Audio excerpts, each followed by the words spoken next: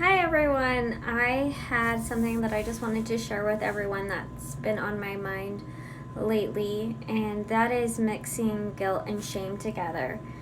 Um, Guilt is interesting because guilt is a pro-social characteristic or a feeling that we get. Feeling guilty. You know, when we do something wrong or we hurt someone's feelings and we feel guilty, we can we can make things right when we feel guilty. And it causes to have better behavior, have better relationships, because we feel guilty about something. And that is a great emotion to have, to know that we can be redeemed for something bad that we've done, and we can make things right, and not letting that guilt control us. The problem that happens with guilt is when shame gets mixed with guilt. And when shame gets mixed with guilt, that's when it just causes problems for us. That when we do something wrong and then we're shamed for it, then it's hard to feel like we can ever redeem ourselves, or if we can ever become better, or if we can ever change, because we are so shamed for the guilt that we have. A lot of times this may have happened to us when we were kids. We made a mistake and now we're being shamed for it. And so then that becomes our inner voice, that when we do make mistakes, we shame ourselves. And then guilt and shame mix together, combine together, and it's really hard to unblend that. You know, when shame gets put on top of the guilt that we already feel, it's really hard to feel like we can make things better, or that we can change, or that we can let go and change that and make our relationships better. And I always get asked about mental health, and what do people really have mental issues? And I always ask someone, or they think, can your childhood really affect you up into your 40s, 50s, 60s, 70s, 80s? And I'll always ask, do you remember a time when you were shamed?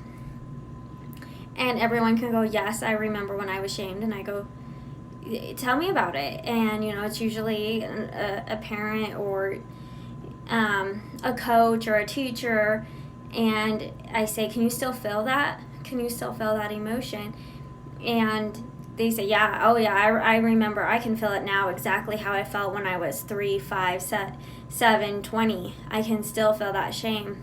And I say, that's how strong that emotion is. That emotion is so strong. And then we learn to protect ourselves by putting up barriers or different coping mechanisms, because that shame is so strong.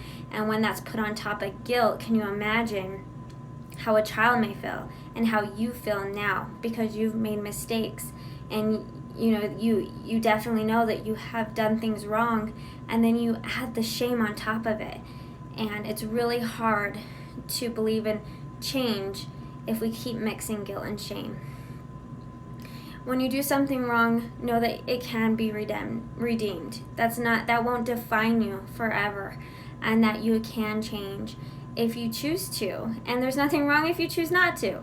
But don't allow shame to keep you so in a stuck rut of where you are. And when we do feel guilty, and we can go make amends with whoever it was or whatever it was, with ourselves, we can go make amends and try to do better.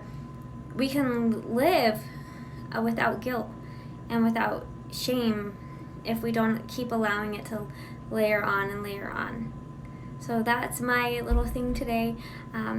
Allow yourself to change. Allow yourself to feel guilty, but know that you can change from that, and don't allow yourself to be shamed, especially by yourself. Understand and let yourself make amends so you can be free, guilt-free in your mind.